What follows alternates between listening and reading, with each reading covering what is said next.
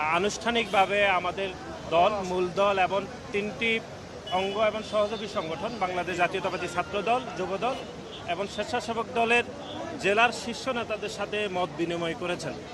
আসলে এটির কয়েকটি উদ্দেশ্য রয়েছে। একটি হচ্ছে সরকারের বয়স প্রায় ৩ মাস চলছে। এই ৩ মাসে সরকার যেই পদক্ষেপগুলো নিয়েছে সেখানে কি কি কারণে সে পদক্ষেপগুলো নিল সেগুলো নেতাকর্মীদেরকে জানানো হয়েছে এবং নেতাকর্মীরা যেন সাধারণ মানুষকে সেগুলো জানায় সে বিষয়ে নির্দেশনা দেওয়া হয়েছে।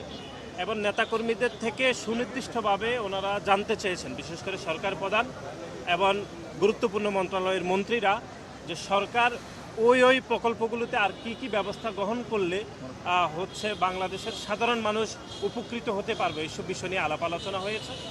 এখানে আরেকটি বিষয়, সেটি হচ্ছে যেরকম বিভিন্ন মন্ত্রণালয়ের মন্ত্রীরা বক্তব্য দিচ্ছেন, একই সাথে ওই মন্ত্রীদেরকে দেশের বিভিন্ন দূর দূরান্ত থেকে আগত আমাদের যে ছাত্রদল, যুবদল, স্বেচ্ছাসেবক দল এবং মূল দলের নেতাকর্মীরা তারাও বিভিন্ন পরামর্শ দিচ্ছেন এবং সরাসরি কোশ্চেন করছেন যে এটি কেন নেওয়া হয়েছে বা এই পরিকল্পনা নেওয়া ভুল ছিল নাকি সঠিক ছিল, সকল বিষয়ে একটা জবাবদিহিতার আওতায় আনা হচ্ছে। এবং এটি সরাসরি মাননীয় প্রধানমন্ত্রী বলেছেন যে কোশ্চেনগুলো যেন একজন জনসম্পৃক্ত হয় সে বিষয়ে তিনি কথা বলেছেন।